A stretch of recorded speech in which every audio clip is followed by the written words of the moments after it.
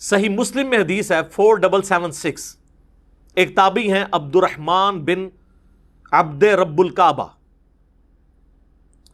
عبد الرحمن یعنی وہ تابعی ہیں، وہ کہتے ہیں کہ میں خانہ کعبہ شریف میں داخل ہوا. صحیح مسلم 4776. ایک کہانی شریف، تاریخ شریف نہیں سر، سب احادیث شریف چل رہا ہے. تو یہ مولانا شریف نہیں ہے، مسلم شریف ہے 4776. کہتے ہیں میں نے دیکھا کہ حضرت عبداللہ بن عمر بن عاص خانہ کعبہ کی دیوار کے ساتھ ٹیک لگائے ہوئے ہیں اور لوگوں کو احادیث بیان کر رہے ہیں. اور اس میں وہ ایک حدیث بیان کر رہے تھے کہ اپنے امیر کی اطاعت ضرور کرنی ہے جو تمہارا حکمران ہے، اور اس کے اوپر ایمفسائز کر رہے تھے.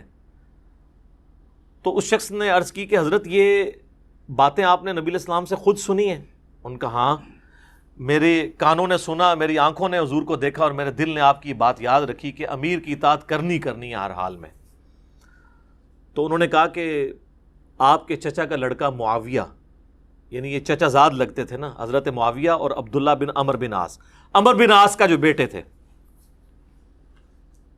وہ تو ہمیں کہتے ہیں کہ ہم آپس میں ایک دوسرے کا مال حرام طریقے سے کھائیں اور آپس میں ایک دوسرے کو ناحق قتل کریں، جبکہ اللہ قرآن میں کہتا ہے سورۃ النساء آیت نمبر 29 کہ حرام طریقے سے ایک دوسرے کا مال آپس میں مت ہڑپ کرو اور ایک دوسرے کو قتل مت کرو.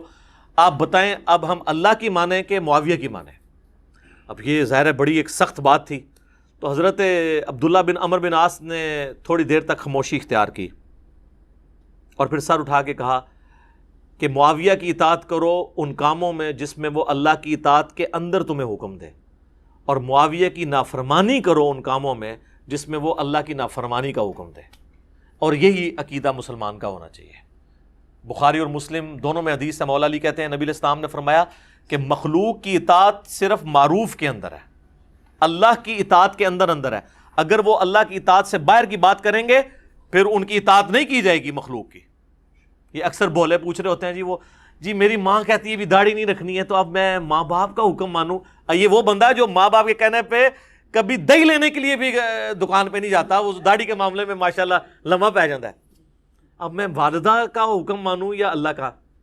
ڈو پول ہے. اللہ اور اس کے رسول کی اطاعت پہلے نمبر پہ ہے. یہ جو بخاری مسلم کی حدیث ہے تم مومن ہی نہیں ہو سکتے جب تک کہ میں تمہارے ماں باپ، اولاد اور تمہاری اپنی جان سب سے بڑھ کے تمہیں عزیز نہ ہو جاؤں. اس کا مطلب یہی تو ہے کہ اللہ اور اس کا رسول ٹاپ پرائورٹی ہونے چاہیے عز و جل و صلی اللہ علیہ وآلہ وسلم. تو یہ جناب فہم آ گیا ایک تابعی کا، اور ساتھ صحابی کا فہم بھی آ گیا، عمر بن عاص کا بھی، ان کے بیٹے کا عبداللہ بن عمر بن عاص. یہاں پہ ایک میں مدنی پھول آپ کو دیتا ہوں. یہ اکثر جو یہ بات بولی جاتی ہے نا، الصحابۃ کلہم عدول، صحابہ سب کے سب عادل ہیں، اس کا وہ مطلب نہیں جو آپ کو بریلوی دیوبندی یا اہل حدیث کے مولوی پڑھاتے ہیں یا ان کے بزرگ.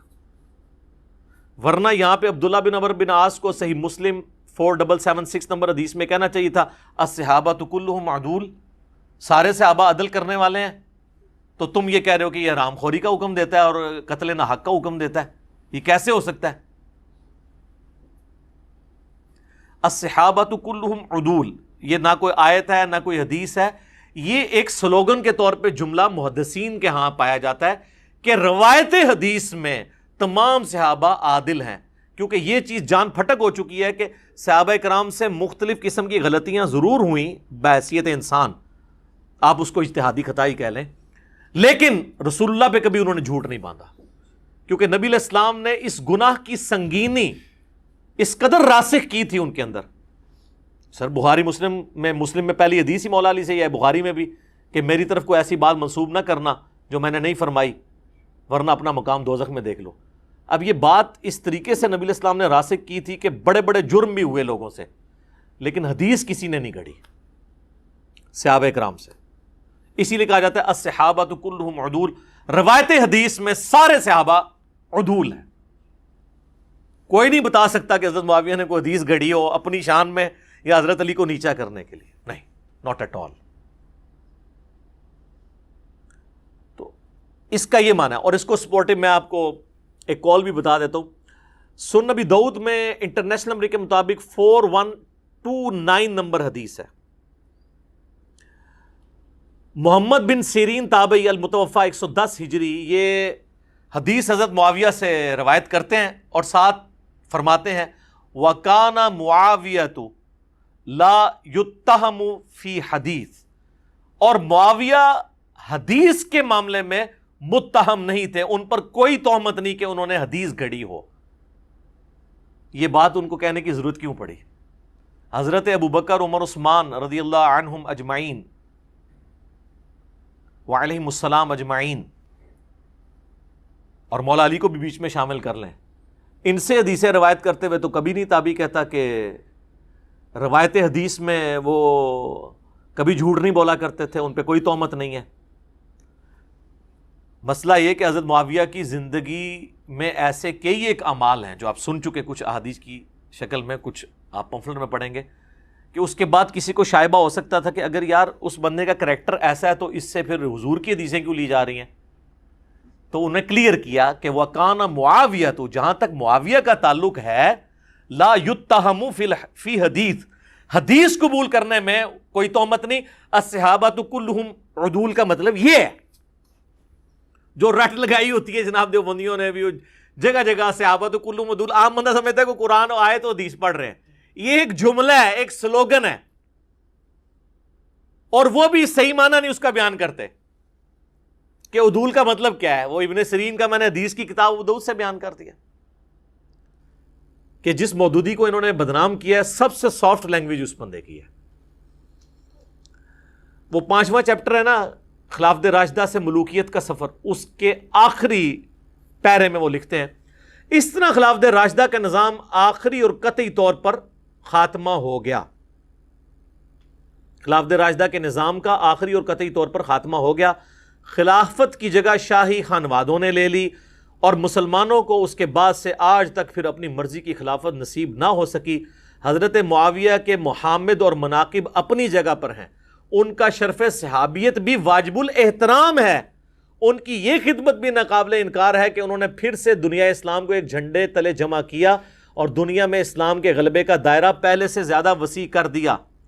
ان پر جو شخص لان اور تان کرتا ہے وہ بلا شبہ زیادتی کرتا ہے، لیکن ان کے غلط کام کو تو غلط کہنا ہی ہوگا۔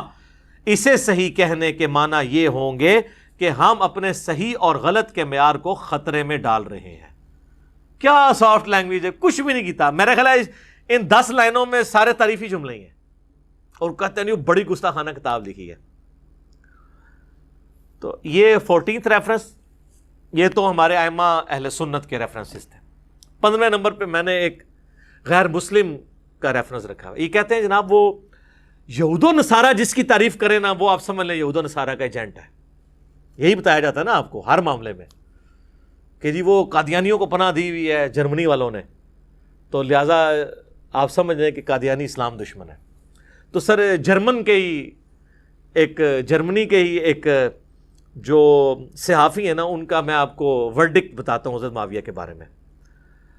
یہ مصر کے ایک مشہور عالم ہیں محمد رشید رضا رحمۃ اللہ علیہ، انہوں نے اپنی کتاب میں لکھا ہے تفسیر المنار کے اندر، اور اب یہ عرب اسکالر ہیں، میں اس کا ترجمہ آپ کو پڑھ کے بتا دیتا ہوں۔ وہ کہتے ہیں کہ جرمنی کے بعض اکابر پروفیسرز نے عثمانیہ حکومت کے دارالخلافہ میں بعض اہل اسلام سے کہا، اور ان میں بعض شرفائے مکہ بھی موجود تھے، کہ ہمیں چاہیے کہ ہم اپنے کیپٹل برلن، جو برلن شہر ہے، اس کے فلاں چوک میں معاویہ بن ابی سفیان کا مجسمہ قائم کریں۔ وہ کہتے ہیں کہ یہ حضرت معاویہ کے مجسمے تو غیر مسلم ملکوں میں لگے ہونے چاہیے۔ ان سے پوچھا گیا کیوں؟ انہوں نے کہا اس لیے کہ وہی تو ہیں جنہوں نے خلافت اسلامیہ کا نظام کا رخ جمہوریت سے غلبہ عصبیت کی طرف موڑ دیا، یعنی زبردستی اور تعصب کے اوپر۔ اگر وہ نہ ہوتے تو روئے زمین پر اسلام پھیل جاتا اور ہم جرمن اور یورپ کے تمام قبائل عرب مسلمان ہوتے۔ وہ کہتے ہیں یہ جو ہم چاند ایک بچ گئے ہیں نا، یہ بھی حضرت معاویہ کو دعائیں دو کہ انہوں نے اس وقت حکومت کا نظام ہی بدل دیا، ہمیں تو چاہیے ان کو اپنا لیڈر مان کے ان کے مجسمے لگائیں۔ یہ میں نے حوالہ اس لیے رکھا ہے 15ویں نمبر پہ کہ ہمیں تو یہی بچپن سے بتایا جاتا ہے نا کہ جس کی یہود و نصارہ تعریف کریں نا، اس حوالے سے، تو وہ آپ کو پتہ چل جائے گا کہ اسلام کے خلاف کیا. تو میں ان چیزوں پہ کامنٹس نہیں کر رہا، میرا بس کام صرف تھا کہ آپ کو بتا دوں. باقی یہ 15 ریفرنسز تھے، اور آخر میں میرا اپنا ریفرنس بھی ہے جو میں بیان کر دوں. وہ 5B ریسرچ پیپر ہے، واقعہ کربلا کا حقیقی پس منظر 72 صحیح الاسناد احادیث کی روشنی میں. یہ 72 کا ٹائٹل تو شہداء کربلا کی نسبت سے احادیث 200 سے زیادہ ہیں، اکثر بخاری اور مسلم سے ہیں. یہ عربی میں بھی ہے، اردو میں بھی ہے، ہندی میں بھی ہے، انگلش میں بھی ہے. ہماری ویب سائٹ ahlsunnatpak.com سے ریسرچ پیپرز والے پورشن میں جا کے 5B ریسرچ پیپر مفت ڈاؤن لوڈ کریں. اس میں اکثر احادیث بخاری مسلم سے ہیں. ادر دین بخاری مسلم کے اوپر میں نے دور حاضر کے جو بڑے محققین ہیں اسماء و رجال کی فیلڈ کے، شیخ البانی ہوں، شیخ زبیر لیزئی ہوں، شیخ شعیب آرناؤت ہوں رحمہم اللہ اجمعین، اور باقی جو ہیں محدثین، ان کے باقاعدہ تحکیم لگائی ہے. اس میں کوئی ایک حدیث بھی ایسی نہیں ہے جسے کسی نہ کسی محدث نے صحیح نہ کہا ہو. کسی نے ضرور اس کو صحیح کہا ہوگا. سب کی سب میں نے ایک جگہ الحمدللہ جمع کی ہیں، اور اس میں مینلی میں نے 6 ٹاپک کور کیے ہیں. وہ میں آپ کو صرف ان کے عنوان بتا دیتا ہوں. پہلا ٹاپک ہے منہج نبوی پر قائم خلافت راشدہ کی صحیح مدت کتنی تھی، اور خلافت راشدہ کے اہل حقیقی خلفۂ راشدین کون ہیں. اس کے بعد دوسرا اس کا ٹاپک جو ہے وہ ہے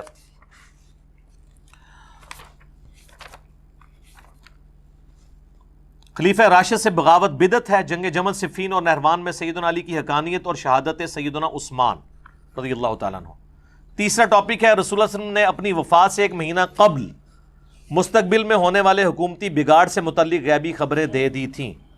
چوتھا ٹاپک ہے چوتھے خلیفہ راشد سیدنا علی کے فضائل کا بیان اور ان پر ممبروں سے لعنت کرنے کی بدعت کب اور کس نے ایجاد کی.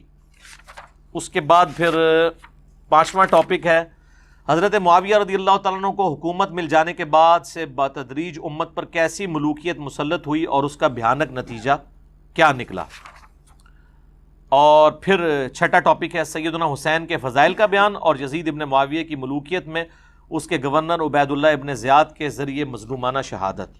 تو یہ سارے ٹاپکس میں نے کور کیے ہیں، اور یہ ریسرچ پیپر آپ فری ڈاؤن لوڈ کریں. اگر ہارڈ کاپی منگوانی ہے تو یہ ریسرچ پیپر اور 8 ریسرچ پیپر اور ہیں، ٹوٹل 9 اور 3 اذکار کارڈ، 12 کا پیکج صرف 300 روپے میں آپ TCS عام ڈاکنی TCS کے ذریعے اپنے گھر منگوا سکتے ہیں. صبح 9 سے لے کر شام 5 بجے تک آپ کال کر سکتے ہیں ہماری اکیڈمی میں +92 کے کوڈ کے ساتھ، اور پاکستان میں کریں گے تو 032159000162 ہماری اکیڈمی کا نمبر ہے. بعض اوقات بیزی بھی ملتا ہے، ظاہر ہے کہ بہت زیادہ کالز آ رہی ہوتی ہیں اور آپ کو یہ لگ رہا ہوتا ہے بیل جا رہی ہو، بیل جا نہیں رہی ہوتی، وہ سننے کے دوران دوسری بیل آ رہی ہوتی ہے. لہذا ناراض نہ ہوا کریں، نمازوں کا وقفہ بھی ہوتا ہے. وہاں پہ آپ کال کریں، صبح 9 سے لے کے 5 بجے تک آپ یہ ریسرچ پیپر فری اس اعتبار سے گھر منگوا سکتے ہیں کہ TCS کا خرچہ ہی 300 سے زیادہ ہے. ہم آپ کو 300 میں یہ سارا 12 کا پیکج آپ کے گھر میں بھیجیں گے.